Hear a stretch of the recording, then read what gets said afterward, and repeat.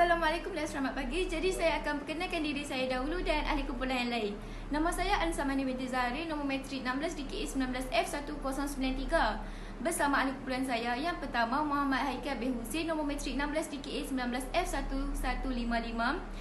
Dan yang kedua Muhammad Afiq Aiman bin Abdul Rahman, nombor matrik 16 DKA 19F1032. Dan akhir sekali Nur Intan Soleha binti Ramli, nombor matrik 16 DKA 19F1081.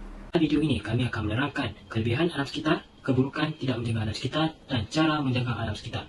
Sebelum itu, saya akan menerangkan apakah itu alam sekitar. Alam sekitar merupakan segala benda hidup dan bukan hidup yang wujud secara semula jadi di permukaan bumi atau sebahagian daripadanya. Alam sekitar juga boleh dipanggil sebagai flora dan fauna. Alam sekitar meliputi beberapa komponen utama, iaitu yang pertama, unit landscape yang berfungsi sebagai sistem semula jadi tanpa penglibatan manusia, termasuk tumbuh-tumbuhan, haiwan, batu bata dan sebagainya, serta fenomena semula jadi yang berlaku. Yang kedua, sumber sejagat semula jadi serta fenomena fizikal yang tidak mempunyai batasan tertentu seperti udara, air dan iklim, serta tenaga, sinaran, caj elektrik dan kemeletan yang tidak wujud hasil daripada aktiviti manusia. Saya akan bercakap mengenai kelebihan menjaga alam sekitar. Kelebihan menjaga alam sekitar terbagi kepada 5. Yang pertama, habitat flora dan fauna akan terpelihara. Dan yang kedua, ekosistem akan menjadi lebih stabil. Dan yang ketiga, dapat menjamin kesihatan manusia. Yang keempat, akan menarik lebih ramai pelancong. Dan yang terakhir, akan menjamin bekalan sumber alam. Habitat flora dan fauna merangkumi gunung ganang, taburan hutan sehingga ke lautan. Sistem akan menjadi lebih stabil jika kita sebagai manusia mengawal segala aktiviti perindustrian yang boleh menyebabkan masalah pemanasan global, kenaikan paras air dan juga pencemaran. Kesihatan manusia akan lebih terjamin. Seperti yang kita tahu, pencemaran air, pencemaran bunyi, pencemaran udara boleh mendatangkan keburukan kesihatan kepada seseorang itu. Kita boleh menarik lebih ramai pelancong luar untuk masuk ke Malaysia. Pelancongan yang berteraskan alam sekitar. Sekali, dengan menjaga alam sekitar, kita dapat menjamin bekalan sumber alam seperti bekalan mineral, bekalan makanan, buah-buahan dan sayur-sayuran. Hai, seterusnya mari kita bincangkan keburukan-keburukan tidak menjaga alam sekitar. Pencemaran alam sekitar telah memberi kesan yang buruk terhadap hidupan di dunia pada masa kini. Terdapat beberapa kesan buruk yang telah berlaku pada masa kini akibat tidak menjaga alam sekitar. Antaranya ialah kita dapat lihat pada masa kini terdapat haiwan-haiwan telah banyak yang terancam dan terbunuh akibat bahan yang tercemar.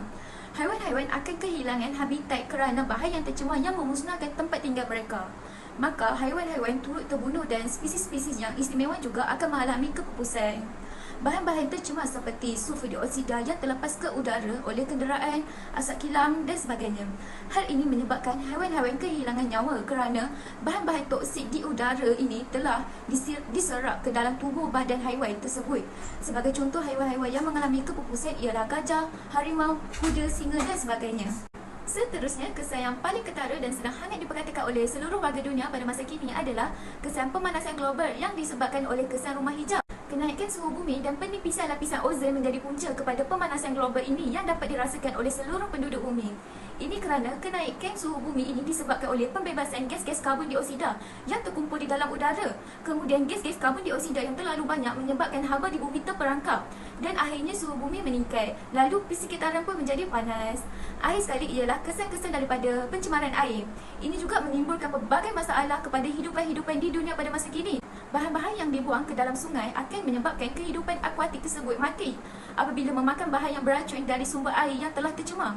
Manusia juga akan mendapat pelbagai penyakit yang serius jika mengambil sumber makanan hidupan air tersebut.